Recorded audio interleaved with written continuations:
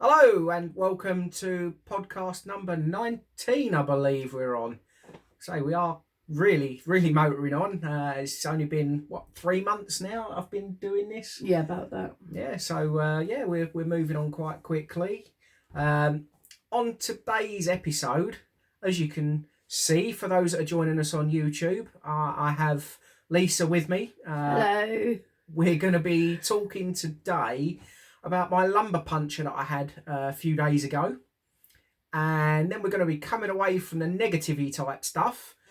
And we're going to be talking about the panto that we went to. We do it pretty much every year now. Yeah, it's a tradition for our family.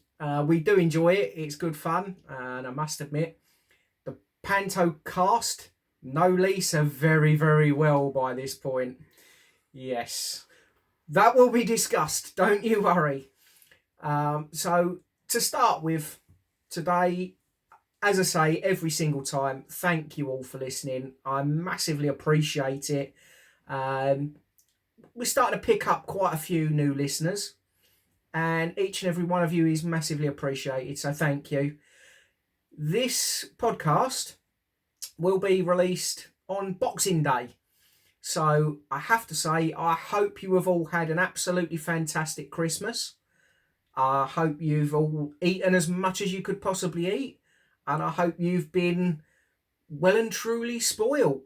And if you haven't, I hope you've just had a cracking day. Because just remembering the people that you've got around you. Because it's not the amount of presents that you've got, it's the people that are there with you to share the experience of a family with. Absolutely correct. Absolutely correct. You know, no matter what, just hope you've had a good day doing absolutely whatever you want to do. It really is that simple. So today, going to start with the lumbar puncture that I had. Being quite honest, I couldn't be with you because I'm poorly. That's right, Lisa. Unfortunately, she's not been very well. Bless her. She's bit of a dodgy chest. Yeah, I got that winter lurgy and it's turned into a really bad chest infection. So yeah, that's not been good. I'm on antibiotics for Christmas. Yeah. Good job you don't drink, exactly. Isn't it? You have a cup of tea instead. Absolutely. But yeah, so obviously Lisa couldn't be with me for the lumbar puncture. But in the days leading up, I was getting a bit nervous, wasn't I? Yeah, a little bit twitchy the night before and all. Yes, absolutely. I was incredibly nervous. Thankfully, my dad was able to come with me. I'm going to try and keep the talk of the lumbar puncture as sort of minimal as possible, because I really want today to be quite positive and upbeat because of Christmas. It would be rude not to. So, cut a long story short, we went along to the lumbar puncture, and I must admit I was taken in quite quickly. It was very much of a case, we got there, struggled to find where we were supposed to go, so I had to ring. I spoke to my MS coordinator on the phone. She told me where to go, and while I'm sat down, I've been sat down literally a minute. Dad had gone to go and book me in, and my MS nurse come out. She come and got me, took me in. We sat down, we had a conversation, and obviously she took the details that were needed. I signed the consent, all the sort of basic stuff.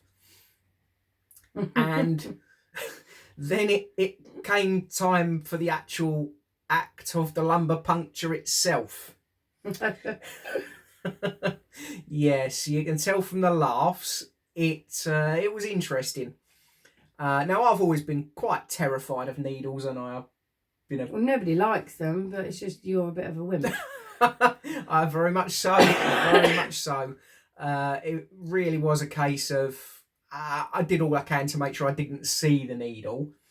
I am quite lucky because my MS nurse who performed the procedure, she's actually the only one in the county that uses what they class as the thinner needle, which actually reduces the chance of headaches apparently by 30%. Yeah, you've not even got any bruising. No, I'll be honest, I've been really lucky, haven't I? No headache, nothing, and I must admit, we'd gone out and bought a load of energy drinks, which anyone that knows me knows I do not drink energy No, drinks. they're not nice. No. So I'd done all of that sort of stuff just to make sure. I've been all right. I've been very, very lucky. First night, though, you was really, oh, I can't settle. You was moaning, it was hurting. It was, yeah. And then you've managed to get yourself not quite comfy, but a little bit better than it was. Yep. And then the next thing you was asleep. Yep, absolutely. But you daren't move, because normally you're a right fidgeter. You're like a little ferret. But you literally just laid still and you daren't move. It's like, oh, I can't move. It was really uncomfortable. Really uncomfortable. And I've got to be honest, my left leg, I'll explain now why my left leg was a little bit strange. So we're sat there, and I'm sat up for the lumbar puncture. I'm sort of off the edge of the bed with my feet on a chair. They've sort of pulled my shirt up, and they went to try and put the needle in. Not a problem. Needle went in perfectly fine, except for the fact they touched a nerve. I've got to be totally honest. They touched this nerve, and I've never felt. Yeah, I've never felt anything like it in my life. There was this pain. It was like a really odd electric shocky type hot pain shot down my left thigh, right the way down into my toes. I screamed. Yeah, your dad heard, didn't he? Yep. My dad was in the waiting room. That came with it. Yeah. My dad was in the waiting room, and he heard this scream. And I've got to be honest, I couldn't even try and recreate it if I tried. There was a few swear words, wasn't there? Yeah, there was a good few. We won't say them, but yeah, there was quite a few swear words. And your dad said it was religiously. That's what he could hear. Yes, absolutely. I mean, I swore over and over and over again, at least 4 times, maybe more. And I must admit, I was so embarrassed. My reaction was unreal. To scream like that. I made the MS nurse jump. I made the MS coordinator who was in the room jump. I felt so bad. Felt so guilty for it, because they were just trying to help me. I just couldn't. I couldn't stop myself. Say, that feeling that went through my leg was unbelievable. And I've tried to explain it to you since, haven't I? And I just, no matter what I try and explain, it doesn't do it justice. It genuinely doesn't do it justice at all. But yeah, I mean, that night, yeah, Lisa, I tell you, I was unable to move purely and simply because I was scared to move. But yeah, for a couple of days after, I was very uncomfortable actually on that leg and about my back. 48 hours, weren't it? Yeah. You were still a little bit wobbly. Even now, I'll be honest with you, I'm still not perfect, but I'm getting there. Yeah, you've been back to work today. Yes. But I've not really seen you much because you've been at work. But what I've seen at home, you're still wobbly, but not as much as what you had been just before you went back to work. Yeah, absolutely. So hopefully, fingers crossed, we might be getting somewhere. Fingers crossed. Yeah. But yeah, I mean, that's where we are. I've been told I've got an 8-week wait. And then hopefully it's on the road to finding out if we can actually get you some treatment. Oh, yes, please. Because that's the one thing that seems to be holding up quite a lot of people at the minute, isn't it? Is treatment. Yes, it is. It is, most definitely. And I've got to say it. I'm going to say it. I do think it's absolutely disgusting making anybody wait the amount of time that, not just me, anyone currently is having to wait for these sort of things. Because it's not just the physical effects, it's the mental effects. And it's not just the person, it's the people that are around them. Because we're seeing it all the time, and we haven't got a clue how we help. We just sort of wing it. But then we think, are we actually making it worse? And we don't know, but we're just trying to do what we can to support the person that is actually dealing with this day to day. And they don't tell you exactly how they feel, especially if they're like you. But we know, and it's not nice seeing you. You know, you have deteriorated quite a lot. And, you know, we've just got to learn that it's just a waiting game again. It is. And that, to be honest with you, it's all it seems to be these days, is a waiting game. And again, don't get me wrong, I'm not saying I'm in the worst position than anyone else, but all of us that are having to sit and wait for things, actually... It's hard for all of you. It's totally out of line. I can totally understand that, yeah, there's always going to be a bit of a wait, but it's the amount of time that you've got to wait for this stuff. It's not fair. It's not just that, it's a case of you're not really getting much communication either, are you? No, not unless I initiate it. And that's being totally honest. Unless I initiate communication, it's pretty much radio silence, if I'm honest. And it's not on. And I'll be honest with you on that. I do think, and I'm going to say it, the system needs to change. It genuinely does. Big time. Because we're not the first people to be stuck in a bit of a hole of the unknown. Yep. You know, there's thousands out there that are in the same situation that may be a little bit too worried to actually say, you know, look, what is going on? Quite right. Because they might not have that, you know, immediate support with them. So it's just a case of, I'll just have to accept it. Yep. But, and that's kind of where everyone is. We have just got to accept it. And I know we're all in the Doesn't same make boat, it right. aren't we? We're all in really the same boat, in the same storm or whatever. But it doesn't make it any easier for, you know, for you or for that person or anybody else. Because all you want is just the road to a little bit of treatment so you can have a little bit of you. Yeah, exactly. Just, you know, slow the roll a little bit, you know, slow the roll. Because at the moment, as Lisa says, and I've got to be honest, I'm falling off a cliff currently with how things are. And I'll put you're hanging, you're not falling because I've got you. Grip a bit tighter. But no, genuinely, that's where we are. 8 weeks, fingers crossed, we can start looking towards the treatment that they've already told me they're expecting me to have. So fingers crossed. Right. Let's get a little bit more cheerful. Panto. It was Friday. It was.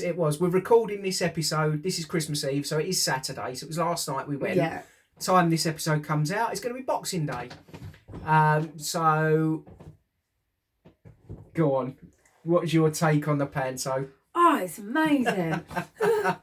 I mean, I may as well just be in there. Yes. As soon as they see me, I put them off. I don't know why, I just put them off. They forget the lines, and then they have to make it up as they're going along because they're like, yep, there she is, here she is again. Genuinely, it's true. Trouble is, Lisa and a couple of other family members were sat in the front row, and there's quite a few of us that went, so we had to sort of stretch out amongst, I think it was effectively three rows. Yeah, there almost. was. We didn't take all the rows, but there was 1, 2, 3, 4, 5 of us at the front. Yep. And then there was 1, 2, 3, 4, 5 of us at the back. Yep. And then there was the 3 of you. Yep. So 13 of us all in. And as I say, with regards to Lisa, as soon as they come on stage, they see her face, and it's because of her laugh. No, it's not. It's because of her laugh. Oh no, it's not. Oh yes, it is. She starts laughing, and that's it. People just can't concentrate.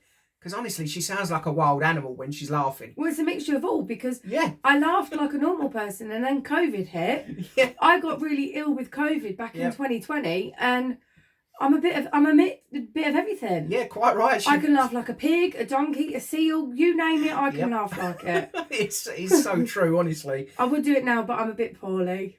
Yeah. One day, I promise you will all hear her laugh. That is a guarantee. One day, we'll make sure that happens. But yeah, it was brilliant. So it was Rapunzel we went to go and see. And I'll be honest with you. It was fantastic. Yeah, I mean, so we go every year now. And wouldn't miss it for the world, honestly. It's just such a fun night. And I've got to say, there was a couple of instances where they made little jokes and things. And honestly, I'm sitting there and I've almost got tears rolling down my eyes. I mean, it was absolutely hilarious. One of the women, bless her, she kind of fluffed her lines a little bit. Yeah, she made a massive a boo-boo with it, didn't she? But they had to keep rolling with it. And they did. It was brilliant. Yeah, they just sort of had each other's back on it, didn't they? They like, all together. Absolutely fantastic. And one of the lads in there, they was doing these tongue twisters, and it was going on for about 5 minutes or so. Yeah, a little bit longer than that. And it didn't miss a beat. And they was all beginning with an S. Yeah, it just genuinely didn't miss a beat. Absolutely superb. Yeah. And they even said that wasn't even rehearsed. Yeah. Because the one that was doing it, he really wanted to do it, didn't he? In rehearsals. Yep. And because it wasn't about him, they're sort of like, okay, well, we're just going to now let you do it. And he was like, oh, okay. And he got it incredible. Genuinely, absolutely incredible. I mean, quite honestly, the performance itself was superb. It really was. But the little bits and pieces that was in there that actually was off the cuff. Yeah. They just made it a little bit more different, didn't they? They did. I mean, I don't know if I'm supposed to say the name of the company on here. I'm going to say it anyway because they deserve a shout out. Polka Dot Pantomimes. Yeah. Absolutely superb. Never ever let us down. Any year we've gone to go and see one of their pantomimes. We always come out ready to book the next one, don't we? Most definitely.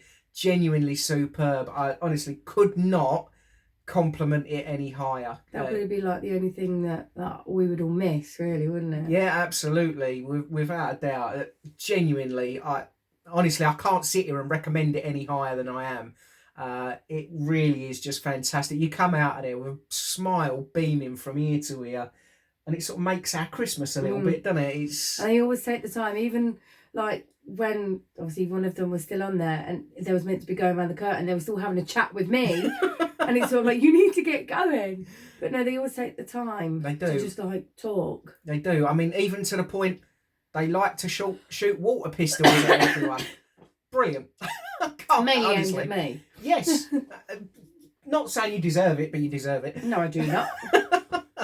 But yeah, no, honestly, absolutely fantastic. Such a good night. Obviously, it's family time, isn't it? And can't beat it. We are very much family people, you know. Tomorrow, Christmas Day, we've got family over, and again, we can't wait. I mean, there's a good chunk of us. We've got Christmas dinner to cook for a large amount, or should I say, do you mean me and your dad? Lisa and Dad. They've got Christmas dinner to cook. They do it fantastic every year. It'd be wrong for anyone else to try and get involved. Oh no. It would be good. We can. Yeah, that's it. Everyone tell him so me and his dad can have a day off it. We'll do a poll at the end of it, shall we? Oh, no, I wouldn't go that far. Come on. But no, genuinely, we are family people. Really can't wait for Christmas. And again, I mean, from our point of view, that's kind of what we live for, the family time, isn't it? Yeah. It really is. It's what we enjoy. And this year's been a bit of a strange year anyway, and I don't think anyone's really feeling Christmassy. Not just, you know, people I've spoken to, but I think it's people that I haven't really spoken to either. Yep. I mean, I popped into one of the shops today, and even they're saying they don't feel it. And obviously I'm missing my mum and dad a lot more this year. Obviously, it's hard. Yeah, most definitely. Isn't it? Yeah, it really is. From our point of view as a family, and I have to be honest, it's actually probably been one of the worst possible years. For me, I'm 39 years old. For me personally, and I'm not just talking MS, we're talking, there's been other bits and pieces going on. It's probably the worst year of my life, I've been honest. It really is. It's been a bit of a turbulent year, hasn't it? It has, yeah. So I'm just looking forward to getting the next 2 weeks out of the way and we can start our new year. Quite right, absolutely. And a fresh start. And let's start looking forward to what next year brings. Yeah, definitely. Hopefully it's better than this year. We can't get much worse. Oh, there she goes. Oh, I told you, nearly heard it. No, good. She's calmed. Oh, that's a shame. Yeah, I don't want to have an asthma attack. No, please don't. Right, okay. I think that will do it for today. Again, I genuinely hope you've all had a fantastic Christmas. Yeah. From our family to your family, Merry Christmas. A buona Natale, a buon anno. Yes. That's Merry Christmas and a Happy New Year in Italian. Have a great Christmas.